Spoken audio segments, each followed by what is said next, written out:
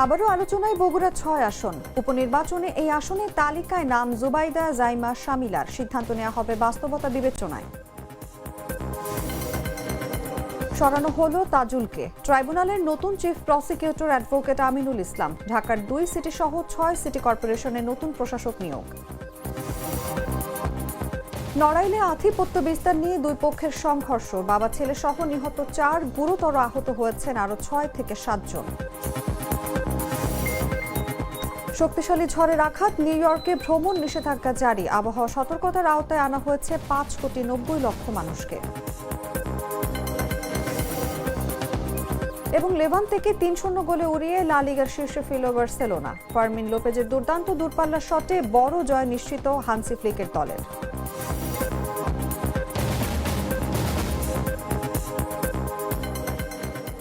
এতক্ষণ শুনছিলেন সংবাদ শিরোনাম। দর্শক, আমন্ত্রণ দুপুর ১টা সংবাদে। সঙ্গে আছে আমি অনুভা বিশ্বাস। একাকার হয়ে ওঠা প্রাণ লেয়ার সম্পর্কের মিষ্টি ম্যাজিক। এবারে চলে যাচ্ছি পুরো খবরে। জাতীয় নির্বাচনের পর বগুড়া ৬ আসনে উপনির্বাচন অনিবার্য হওয়ায় নতুন করে রাজনৈতিক আলোচনা শুরু হয়েছে। ২ আসনে বিজয়ের পর তারেক রহমান একটি আসন ছেড়ে দেয় এখানে উপনির্বাচন অনিবার্য হয়ে উঠেছে। আর সেই উপনির্বাচন ঘিরেই সম্ভাব্য প্রার্থী নিয়ে শুরু হয়েছে জোর আলোচনা। ঐতিহাসিকভাবে গুরুত্বপূর্ণ এই আসন থেকে অতীতে নির্বাচন করেছেন খালেদা জিয়া। ফলে জিয়া পরিবারের সদস্যদের কেউ প্রার্থী হতে পারেন এমন গুঞ্জনও জোরালো হচ্ছে। সম্ভাব্য নামের তালিকায় রয়েছেন ডক্টর জুবাইদা রহমান, জাইমা রহমান এবং সৈয়দা শামিলা রহমান। বিস্তারিত জাগো ডেস্ক রিপোর্টে। জাতীয় নির্বাচনের রেশ কাটতে না কাটতেই আবারও আলোচনার কেন্দ্রে বগুড়া ৬ আসন। অতীতে এই আসন থেকে নির্বাচন করেন খালেদা জিয়া। সেই ঐতিহাসিক প্রেক্ষাপটে আবারও জিয়া পরিবারের কাউকে আনার আলোচনাও চলছে। নির্বাচনে ২ আসনে জয়ী হওয়ার পর প্রধানমন্ত্রী তারেক রহমান ঢাকা ১৭ আসন রেখে বগুড়া ৬ ছেড়ে দেয় এখানে উপনির্বাচন অনিবার্য হয়ে উঠেছে। আর সেই উপনির্বাচন ঘিরেই শুরু হয়েছে সম্ভাব্য প্রার্থী নিয়ে তুমুল আলোচনা।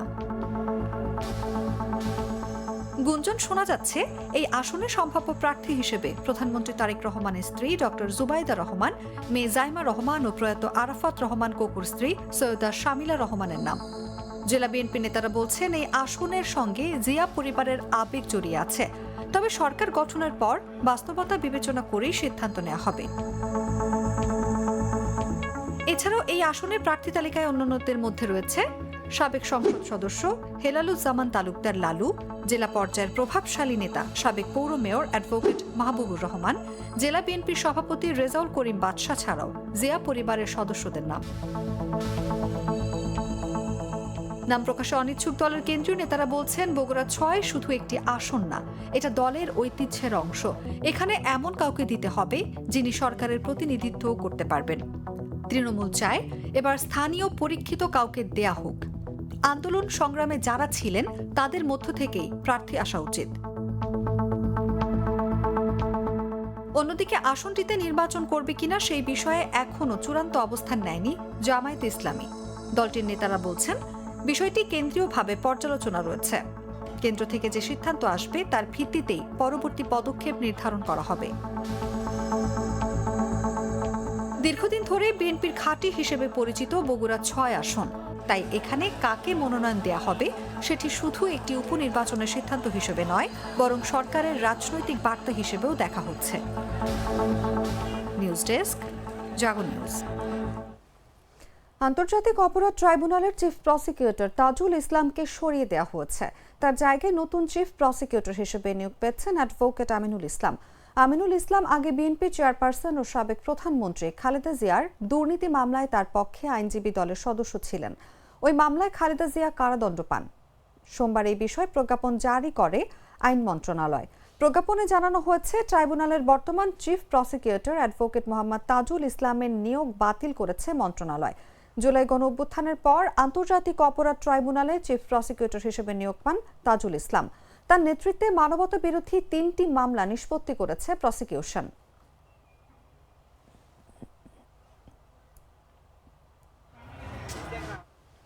ঢাকার 2 সিটি কর্পোরেশন সহ দেশের 6 সিটি কর্পোরেশনে প্রশাসক নিয়োগ দিয়েছে সরকার।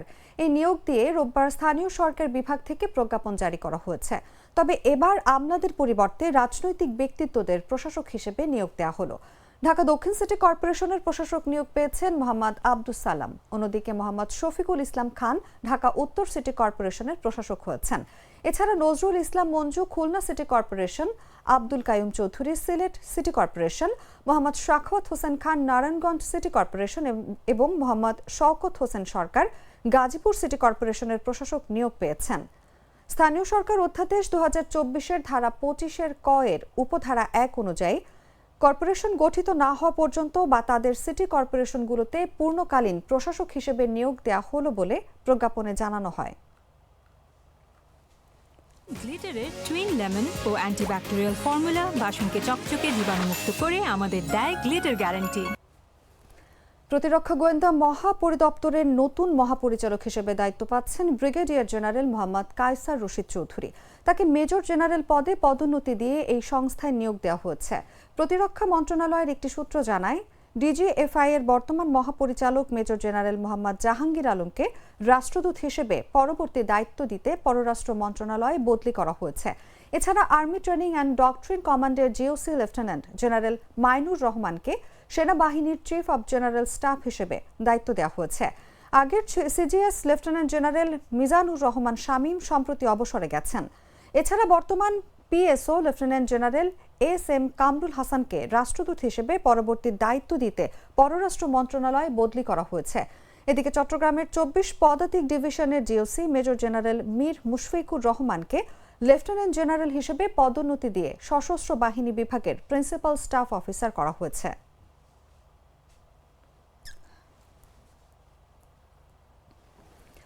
নড়াইল সদর উপজেলায় আধিপত্য বিস্তারের জেরে সিংগোসলপুর ইউনিয়নের সাবেক চেয়ারম্যান খায়ের গ্রুপ এবং খলিল গ্রুপের সংঘর্ষে বাবা ছেলে সহ উভয় পক্ষের 5 জন নিহত হয়েছেন। এতে গুরুতর আহত হয়েছেন আরও অন্তত 6 থেকে 7 জন। সোমবার সকাল 5:30টার দিকে উপজেলার বড়কুলা গ্রামে এই সংঘর্ষের ঘটনা ঘটে। নড়াইলের পুলিশ সুপার মামুন শিকদার বিষয়টি নিশ্চিত করেছেন। পুলিশ ও স্থানীয় সূত্র জানায়, সদর উপজেলার সিংগোসলপুর ইউনিয়নের সাবেক চেয়ারম্যান খায়ের ও খলিলের লোকজনের মধ্যে দীর্ঘদিন ধরে বিরোধ চলছিল। এর জেরে সোমবার ভোরে বড়কুলা এলাকার 2 পক্ষের মধ্যে রক্তক্ষয়ী সংঘর্ষ হয়। এতে দেশীয় অস্ত্রের আঘাতে ঘটনাস্থলে খলিল গ্রুপের রহমান খলিল, তার ছেলে তাহাজুদ হোসেন ও একই পক্ষের ফেরদৌস হোসেন ও তার ছেলে মুন্না শেখ মারা যান। এ সময় গুরুতর আহত অপর পক্ষের সাবেক চেয়ারম্যান খায়ের গ্রুপের ওসিবুরকে আহত অবস্থায় উদ্ধার করে নড়াইল জেলা হাসপাতালে নিয়ে গেলে জরুরি বিভাগের চিকিৎসক মৃত ঘোষণা করেন। নড়াইলের পুলিশ সুপার আল মামুন শিকদার বলেন, এলাকার পরিস্থিতি স্বাভাবিক রাখতে ঘটনাস্থলে অতিরিক্ত পুলিশ মোতায়েন করা হয়েছে। এ ঘটনায় আইনগত ব্যবস্থা প্রক্রিয়াধীন রয়েছে। এখানে আমি আসার পরে শুনছি, আমি তো বাড়ি ছিলাম, আমার বাবা হচ্ছে জাম হয়ে যে মারা গেছে, আর যে ফুফতো ভাই আমার মারা গেছে, আর একটা হচ্ছে হসপিটালে আছে। ঠিক আছে, আমাকে ফোন দিছে, বলতেছে তোর বাইরে ঘর থেকে বেরোয় এখানে কুপায় মারতেছে। ঠিক আছে, আমি শুনে ওইখানে আসছি, আমার জামই বাদি দিয়েছে, আমার জামইকে ওইখানে মারছে কুপায়। আর একটা ভাই ওর মুখ টুক কুপাইছে, এখানে কোপ, ও হাসপাতালে আছে, ওরও কি হয় কিছু বলা যাচ্ছে না। আর এখান থেকে আর এক চাচা আসছিল, ওনাকেও গুলি করছে, আগে প্রত্যেকটা গুলি করে নিয়েছে, তারপর হচ্ছে কুপায় মারছে। তারপরে ওনারা এখান থেকে এগুলো করার পরে যাওয়ার পথে ওদের নিজের লোককে নিজেরা মেরে হত্যা করে এখন এদের নামে ফাঁসাচ্ছে আর কি। ঠিক আছে, আমি এর সর্বোচ্চ বিচার চাই আইনের কাছে, এই হচ্ছে আমার দাবি। আজ সকাল 23শে ফেব্রুয়ারি সিংহাসনপুরে মারামারি হয়েছে দুপক্ষ। আমাদের হাসপাতালে ব্রড ডেড এসেছে একটা, এবং আমরা গুরুতর জখম অবস্থায় পাওয়া রোগীগুলো প্রাথমিক চিকিৎসা দিয়ে খুলনায় রেফার করেছি। দেশের বাজারে সোনার দাম আরও বাড়ানো হয়েছে। সবচেয়ে ভালো মানের বা 22 ক্যারেটের প্রতি ভরি সোনার দাম বাড়ানো হয়েছে 2,216 টাকা। এতে 1 ভরি সোনার দাম দাঁড়িয়েছে 2,61,040 টাকা। স্থানীয় বাজারে তেজাবি সোনার দাম বাড়ার পরিপ্রেক্ষিতে এই দাম বাড়ানো হয়েছে। সোমবার সকাল 10টা থেকে নতুন দাম কার্যকর হবে বলে জানিয়েছে বাংলাদেশ জুয়েলার্স অ্যাসোসিয়েশন। সোমবার budget standing committee on pricing and price monitoring committee বৈঠক করে এই দাম বাড়ানোর সিদ্ধান্ত নিয়েছে। পরে কমিটির চেয়ারম্যান ডক্টর দেওয়ান আমিনুল ইসলাম শাহিনের সই করা এক বিজ্ঞপ্তিতে এই তথ্য জানানো হয়। এর আগে গত 21শে ফেব্রুয়ারি সকাল 10:15 থেকে ভালো মানের 1 ভরি সোনার দাম বাড়ানো হয় 3,266 টাকা। এই দাম বাড়ানোর দুদিনের মাথায় এখন আবার দাম বাড়ানো হলো। এখন সবচেয়ে ভালো মানের বা 22 ক্যারেটের প্রতি ভরি সোনায় 2,216 টাকা বাড়িয়ে নতুন দাম নির্ধারণ করা হয়েছে 2,61,040 টাকা। 21 ক্যারেটের 1 ভরি সোনায় 2,041 টাকা বাড়িয়ে 2,49,143 টাকা নির্ধারণ করা হয়েছে।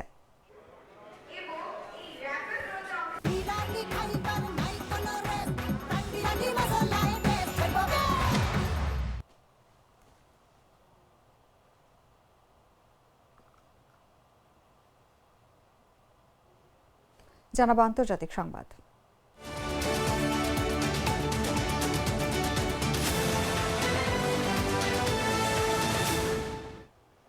দীর্ঘদিনের প্রতিপক্ষ ইরান এবং যুক্তরাষ্ট্রের সামরিক সংঘাতের ঝুঁকি নিয়ে ক্রমবর্ধমান উদ্বেগের মধ্যে ওমানের পররাষ্ট্রমন্ত্রী বদর আল বুসাইদি রোববার বলেছেন, ইরান ও যুক্তরাষ্ট্র বৃহস্পতিবার জেনেভায় 3য় দফায় পারমাণবিক আলোচনায় বসবে। মধ্যপ্রাচ্যে যুক্তরাষ্ট্র তার সামরিক উপস্থিতি বাড়িয়েছে। প্রেসিডেন্ট ডোনাল্ড ট্রাম্প বৃহস্পতিবার সতর্ক করে বলেছেন যে তেহরানের পারমাণবিক কর্মসূচি নিয়ে দীর্ঘস্থায়ী বিরোধ সমাধানে কোনো চুক্তি না হলে সত্যি খারাপ ঘটনা ঘটবে। যুক্তরাষ্ট্র এবং ইরানের আলোচনা বৃহস্পতিবার জেনেভায় অনুষ্ঠিত হতে চলেছে। এই চুক্তি চূড়ান্ত করার জন্য আরও এক ধাপ এগিয়ে যাওয়ার জন্য ইতিবাচক প্রচেষ্টা চালানো হচ্ছে বলে জানিয়েছেন ওমানের পররাষ্ট্রমন্ত্রী। তিনি ওয়াশিংটন এবং তেহরানের মধ্যে পরোক্ষ আলোচনায় মধ্যস্থতাকারী হিসেবে কাজ করছেন। রয়টার্স রোববার জানিয়েছে যে ইরান একটি চুক্তি পৌঁছানোর জন্য পারমাণবিক কর্মসূচিতে নতুন করে ছাড় দিচ্ছে, যতক্ষণ না এতে অর্থনৈতিক নিষেধাজ্ঞা প্রত্যাহার এবং তেহরানের শান্তিপূর্ণ পারমাণবিক সমৃদ্ধিকরণ অধিকারকে স্বীকৃতি দেওয়া হয়, তারা নিজেদের অবস্থান থেকে সরবে না।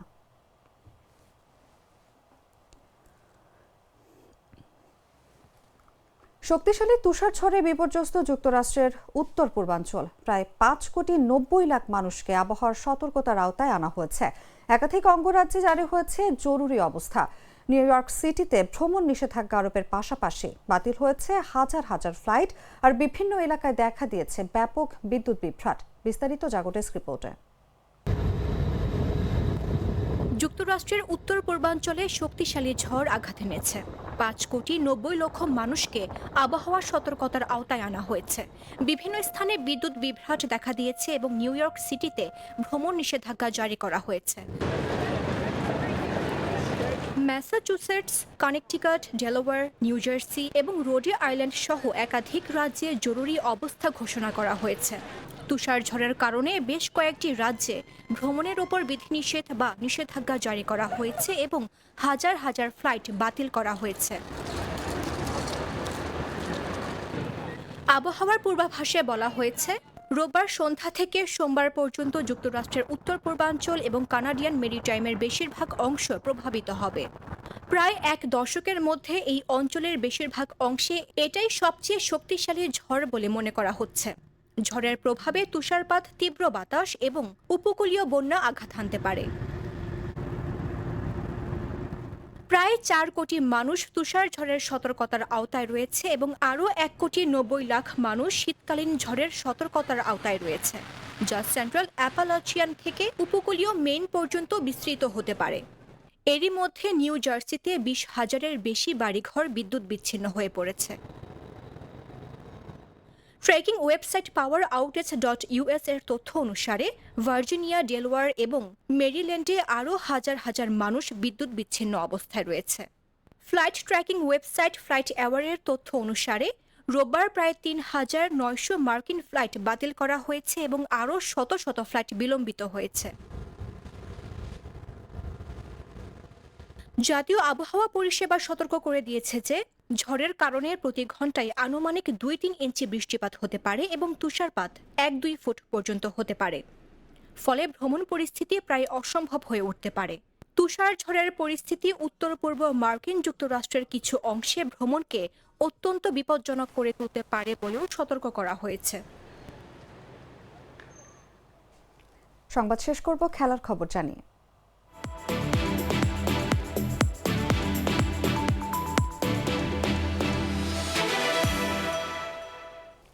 আগের রাতে ওসাসুনার কাছে রিয়াল মাদ্রিদের হারে বার্সেলোনার শীর্ষে ফেরার সুবর্ণ সুযোগ তৈরি হয়েছিল। সেই সুযোগ দারুণভাবে কাজে লাগালো বার্সা। লেভান্তেকে সহজেই ৩-০ গোলে পরাজিত করে আবারও লা লিগার শীর্ষে উঠে এসেছে বার্সা। ফ্র্যাঙ্কি ডি ইয়াংয়ের ১ বছরের বেশি সময় পর গোল এবং বদলি হিসেবে নেমে ফার্মিন লোপেজের দুর্দান্ত দূরপাল্লা শটে বড় জয় নিশ্চিত করে হান্সি ফ্লিকের দল। মার্ক বার্নাল গোলের সূচনা করেছিলেন। মৌসুমের শুরুতে একই প্রতিপক্ষের বিপক্ষে শেষ মুহূর্তে গোলে জয় পেতে হয়েছিল বার্সাকে। তবে এবার নু ক্যাম্পে শুরু থেকেই ম্যাচের নিয়ন্ত্রণ নিজেদের দখলে রাখে কাতালানরা। এই জয়ে রিয়াল মাদ্রিদের চেয়ে 1 পয়েন্ট এগিয়ে শীর্ষস্থান দখল করেছে বার্সেলোনা। 25 ম্যাচে বার্সার পয়েন্ট 61, সমান ম্যাচে রিয়ালের পয়েন্ট 60। 25 ম্যাচে 18 পয়েন্ট নিয়ে 19তম স্থানে থেকে রেলিগেশনের অপেক্ষায় রয়েছে লেভান্তে। এর আগে অ্যাটলেটিকো মাদ্রিদ ও জিরোনার বিপক্ষে টানা 2 হারে আত্মবিশ্বাসে ধাক্কা খেয়েছিল বার্সেলোনা। তবে লেভান্তের বিপক্ষে শুরু থেকেই আক্রমণাত্মক ফুটবল খেলেছে তারা।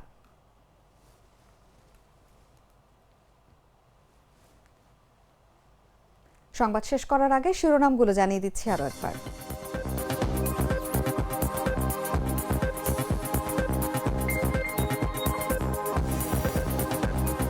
আবারও আলোচনায় বগুড়া 6 আসন উপনির্বাচনে। এই আসনে তালিকায় নাম জুবাইদা জাইমা শামিলার। সিদ্ধান্ত নেওয়া হবে বাস্তবতা বিবেচনায়।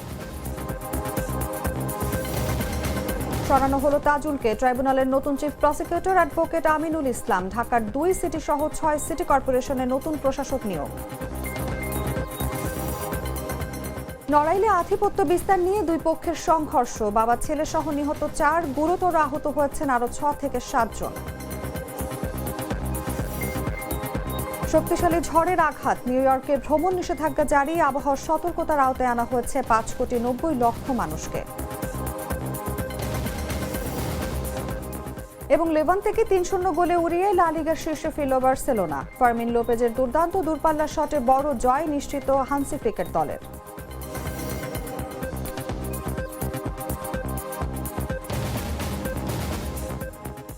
দর্শক, এই ছিল এখনকার মতো। এরপর দেখবেন দুপুর 3টার সংবাদ। প্রতি মুহূর্তে সর্বশেষ খবর জানতে ভিজিট করুন jagonews24.com। ফলো করুন আমাদের ভেরিফাইড ফেসবুক পেজ এবং সাবস্ক্রাইব করুন জাগো নিউজ এর ইউটিউব চ্যানেল। ধন্যবাদ সবাইকে।